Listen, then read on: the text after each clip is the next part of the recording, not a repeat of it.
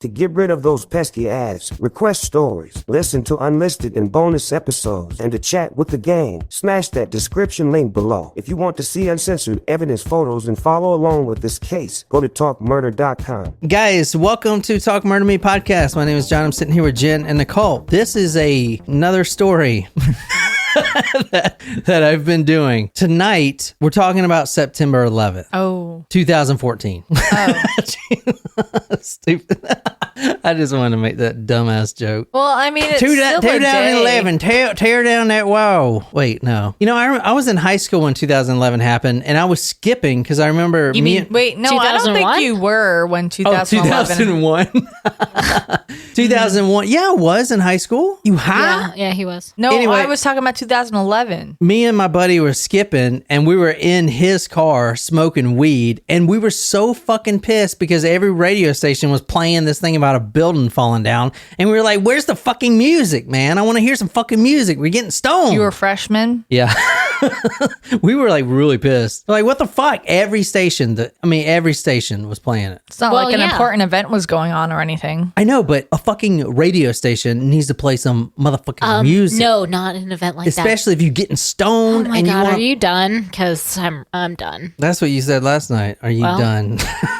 This is a recent case because it is in the news right now. This was a short case that I was doing. And then I was like, oh my God, like how much is there to this freaking thing? Tonight we're going to 2014 and we're going right here. Where? This is in Jefferson, Indiana. We're going to 329 Locust Street. This is the house right here. Okay. 329. Interesting architecture. This is the killer. No, it's not. It is interesting. It's very small and it's got these weird pillars. Mm-hmm. It is a tiny house. I mean, it's a very small house. Mm-hmm. I mean, what is it, like a 2-bedroom house or 1-bedroom house? I think it's a 1-bedroom house. It's extremely small. But then you look at this one back here and I think that's a different house altogether. Are they bungalows? Is that the appropriate? Is that a church? Yeah. It's not a bad part of town. It's just that house is so fucking small. Huh. Well, it looks like it has more rooms in the back. Or is that a garage, maybe? Patio? Yeah, maybe. So maybe it's like a 2-bedroom. I mean, I don't think so. I mean, this house is way too small to be a 2-bedroom, in my opinion. September 11, 2014, 2:52 a.m., a 911 call comes in. A woman who owns this house is saying that her ex-boyfriend is currently outside of the home. He's trying to gain entry, and so far he's been unsuccessful, but he is getting more forceful, where he looks like he's going to break something down. The cops show up. 3 cops, Brandon McGee, Glenn Jackson, and Kevin Anderson are the responding officers. They question the boyfriend. This guy's name was Joseph Oberhansley. He said that this is my place, and they were dating. This is her ex-boyfriend. Okay. The ex-boyfriend. Ex-boyfriend. He says it's his place, even though his ID doesn't match the address. This is a domestic altercation at this point, right? The cops are interviewing her. She's saying, hey, I broke up with this guy. I've changed my locks. This is my house. It's not his house. I want him out of here. He's saying, this is my house. She's just crazy. You know how women are, type of thing. And eventually the cops are talking everyone down. They say that your boyfriend, your ex-boyfriend, Joseph, seems like he may be in a bad place. So we would suggest you go elsewhere for tonight. And for Joseph, you just need to get lost. Now, the cops didn't actually see him getting into a car or leaving at any point, but they did tell him to disperse. They checked the area, nothing was wrong. She had left. They actually watched her leave in her 2002 Chevy Blazer. She's supposedly going to stay with a friend, and then he leaves, and then they dispatch, right? Story's over. Until the next morning, obviously, and this woman's name is Tammy Jo Blanton. Let me show you a photo of her right quick. So this is her right here. That's her. Tammy Jo Blanton, you see, so this is her right here. Mm-hmm. She leaves, and then the next morning, her friend and coworker, 2 of the coworkers actually, they call her cell phone repeatedly. She has not shown up for work. They knew that she was having trouble with her ex. Another coworker coworker called her phone and a man answered. He said his name was Jason. He was the brother, but they knew that was a lie. She doesn't have a brother, Jason, that would be there at that time. So they called the police, and then the police are dispatched. Going back to later that night when the cops dispersed everyone, Joseph goes to his mother's house. His mother's name is Brenda Self. He's dispersed from the house. He goes to his own mother's house. He wakes her up at 3:30 a.m. He's upset. He is talking about how his girlfriend dumped him and how she changed the locks. He's also in financial trouble, financial stress. He talks to his mom, and then finally the mom watches him drive away in his car. So the next morning, obviously he goes back to the location because the next morning she didn't show up for work and her friends are calling and she is nowhere to be found. And this mysterious guy who is Joseph Oberhansley picks up the phone saying his name was Jason, the brother, right? Mm-hmm. All right, you guys with me so far? Yeah. Was Jason actually her brother's name? Or was that like totally? Yeah, it was. So did he know her? They were boyfriend and girlfriend for actually quite a while. In fact, here's a photo right here of proof that she had posted his bond at one point. So this is before the murder. Thursday, 46-year-old Tammy Jo Blanton posted the $500 bond. This is a couple months before of her then boyfriend, 33-year-old Joseph Oberhansley. They knew each other and they were, I guess in love at one point, but then she decided that she didn't want to be with him anymore. Police get there and they get to the home. They knock on the door. Joseph opens the door. He looks like he's been in some altercation. He's got, quote, cuts across his knuckles, and he was, quote, slow and deceptive in answering the questions that were given to him by the officers. One of the officers walked around back. They noticed that there has been some forced entry in the back of the home. Now remember, the cops were just there the night before, so they did do a walkthrough. They noticed everything was in working order and everything that was in order. And now that it seems like somebody had broken into the home through the back, so they question him about that. Then they know he's lying, and then they obviously are concerned about the woman inside, and they make their way in. Cops search this Joseph guy. Let me show you him right quick. What do you think about this guy? What? Very like early 2000s hairstyle. Yeah. Like a Backstreet Boy? No, more like gel dude. Like what? Like his hair was spiky there. like I feel like he listens to Fred Durst or something. Well, I listen to Fred Durst. What the fuck? Well, there you go. So me and this guy would be friends? Is that what you're trying to say? Probably. Shram says meth looks like a Zeke. Zeke? Do you what? Is that what she's talking about? Yeah. Do you what? I totally see it. Yeah, it looked like in the other photo too. Can you go back where it was red? It looked like one of those shirts that looks like tattoo designs. Yeah, like the Ed Hardy shirt. The affliction shirts or whatever. Oh man. Oh dear. I don't know. Like I'm not a fan of. And who cut him out like this? Obviously, this is like someone went and cut his whole body out. You see, like I don't know. Like I just when it comes to like tattoos, like one or two, that's fine. Like I don't like the whole like sleeve. I like a sleeve, but I do not like. There are certain tattoo areas that I am not a fan of. But that's just me. I don't like the half a sleeve. I like a sleeve. I would love for John to get a sleeve. I don't know. Everyone has their different, likes and dislikes. I got the elephant down there. His trunk seems to have been sucking into itself lately. It's been cold out. You don't have an elephant tattoo. I do, Jen. It's my wiener. I know what you're talking about. You don't have one. You have your phoenix on your back, and on your hand you have your ring. Yeah, I'm trying to get that off. I've been trying to rub it. I thought it was temporary, but yeah, sure. Just smudge it together. I remember the day after his wedding, he had me trace his ring in a Sharpie. So he did. Yeah. No, that's because Nicole was like, you need to do that. And I was like, okay, I guess. No, that's not true. You're like, I don't want to wear this ring. So shape the trip. And I was like, how are all these hussies over here at this wedding going to know that I'm DT fuck? DT. You are something else. I am Super lucky. lucky.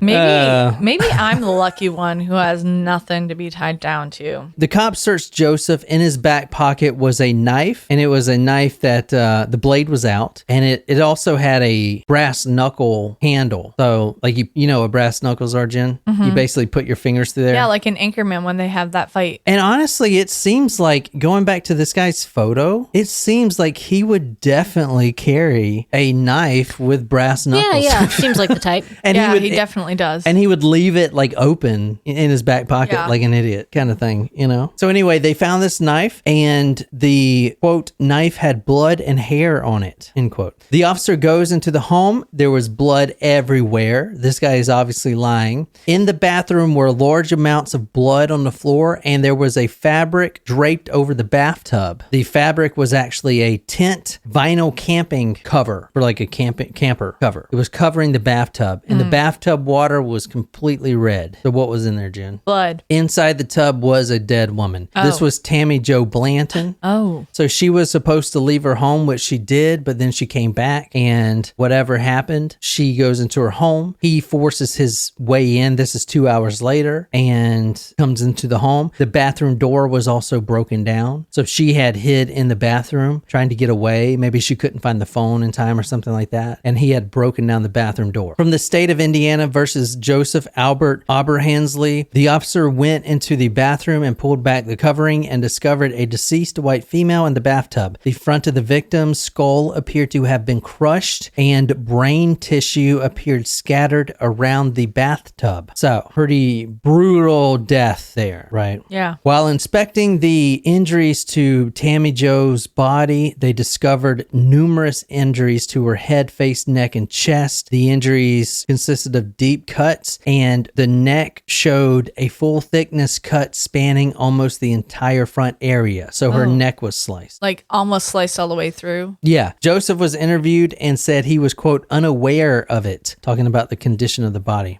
So he was like, I don't know what happened. September 12th, one day after, and this is from the police report, I and other Jefferson police detectives attended the autopsy of Tammy Jo Blanton at the Kentucky Medical Examiner's office in Louisville. The medical examiner's preliminary findings were that Blanton's cause of death was multiple blunt, sharp force traumas to the head, neck, and torso. The medical examiner also confirmed that the majority of her heart and a part of her lungs had been cut out and removed from her body. A large section of the brain was also missing from Blanton's body. They go back to this guy. All right, yeah, you killed her, and you don't remember anything? Finally, he remembers. He says, okay, I did break down the back door. She ran into the bathroom. I broke that down too. She was screaming. I had a knife. I struck her several times with the knife, mutilated her body. I plugged up the jigsaw later that night, probably around 4 a.m. The jigsaw, you know what a jigsaw is? Yeah. Using the jigsaw, I cut open her skull, and then I may have, quote, removed a portion of her brain, and I also may remember, quote, eating it raw, end quote. Oh, don't like that. Jen, this is why you don't want to fucking meet people. Yeah. You don't want your brain eaten raw. So okay? I should be lonely all the time just to prevent my brain from being eaten out. I mean, Be. it's a failsafe. No shit. I remember, quote, eating it raw, talking about the brain. That's why the brain wasn't there. So he used a jigsaw while she was in the bathtub. He broke down the bathroom door, used a knife, stabbed her all over her body, threw her in the bathtub, plugged up the jigsaw, and started cutting away at her skull. That's why the brain matter was scattered all across the bathroom tub. At that point, he reaches his hands in there and just starts eating it raw. He's not like Omima Nelson, who we covered, who likes to cook it and deep fry it. He's eating the shit raw. I mean, Jen, maybe you should be single. I mean, you don't want to meet a guy like this. I mean, this is fucking... You don't know what's out there.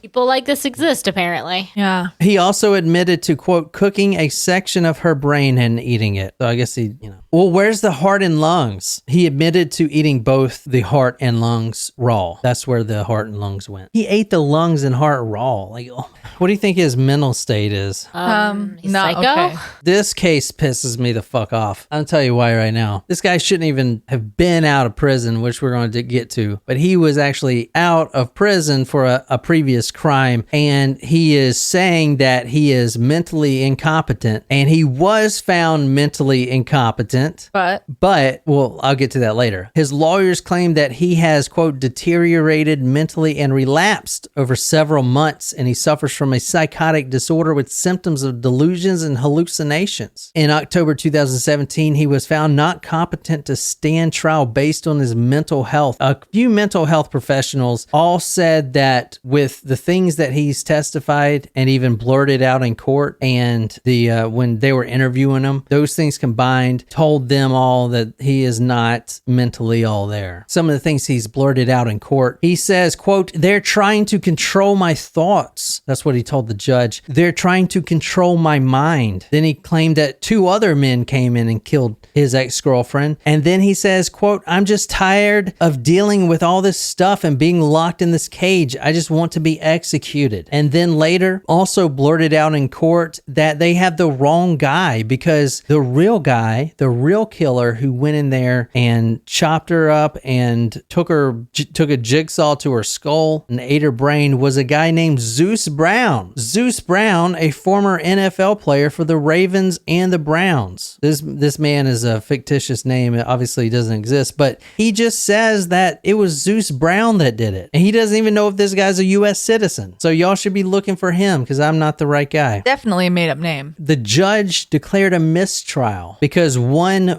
witness talked about his past use of drugs and prison time. So I was looking up, well, what was he in prison for? And let's talk about it. So what we just talked about happened in 2014. Let's go back 12 years. 12 years before this horrible murder that he's saying that he had nothing to do with because he's not mentally there. In 1998, Joseph Oberhansley was 17 years old. At that point, he had just had a baby, a son, a few days old. He confronts the mother at the hospital. This is early December 1998, and he starts arguing with her. She just gave birth to his baby. He goes in there and starts yelling at her, arguing with her, saying that that's not his. Oh. December 9th, 1998, she's back at her house, and the whole family's there, including his mother, which is the same, he went to her house during this one too. There was an argument about the baby, who the baby belonged to. This guy, 17-year-old at the time, December 9th, 1998, pulled out a revolver and he shot his baby mama. His 13-year-old sister grabbed his 5-day-old son, ran to safety. Wow. And then his mother jumps on top of his baby mama and he shoots his mother twice. Oh no. It was accidental. He was trying to obviously kill the mother, but he shot his own mother, jumping on her body to protect her. Why would he do that? Because he's an animal. The grandmother walks in to see all this. They see the dead woman on the floor, and then immediately the grandmother looks at Joseph. Joseph puts the gun under his chin and pulls the trigger.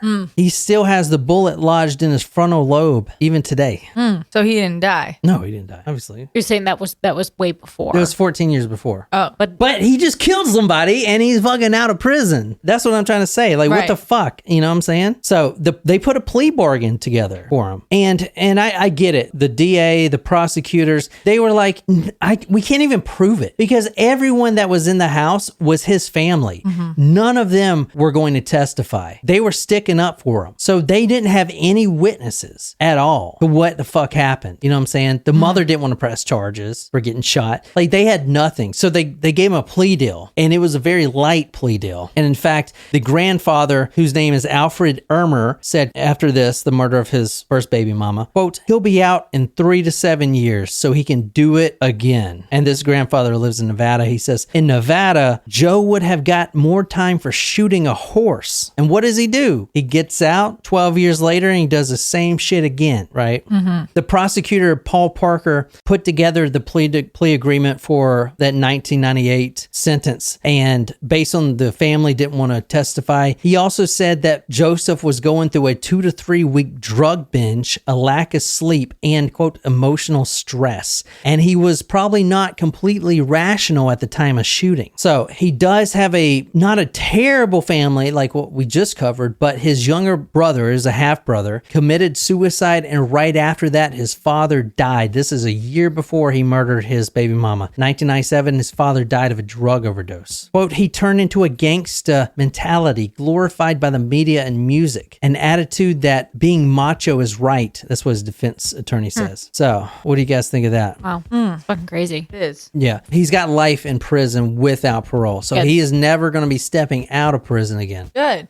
So this is about when he shot himself. Oberhansley had put the pistol to his chin and fired a bullet that entered the brain, rendering him unconscious for a day and causing some loss of mental function. So he admitted that he was guilty and accepted responsibility for his, quote, poor ass decisions. But then he said, because he thought he was going to get out for the second murder, he wants to try to become, quote, the best father I can and the best father I can be to my son. No. But he's in you prison. try to kill the baby mama, so like why would that make you a good father? Like a good father would know that you need the mother as well. You can't do it by yourself. Yeah. But I wanted to put those two little quick cases together because I'm sick of these cannibalism cases. Like why do you gotta pull the brain out and eat it, man? Like for what? Like how does that enter your mind? Like, I don't know. Like is that, it doesn't even look good. It's not like, it looks Nope. like a gelatin mold. Anyway, what do you guys think? Well, I'm glad he has no chance of getting out of prison. Correct. Yeah, that's all from us today. I hope you guys like that. Anyway, this is Talk Murray Podcast. Subscribe on any podcasting platform. Check out our sister podcast, Among the Dirt and Trees. And until next time, good night, you lovely, lovely people.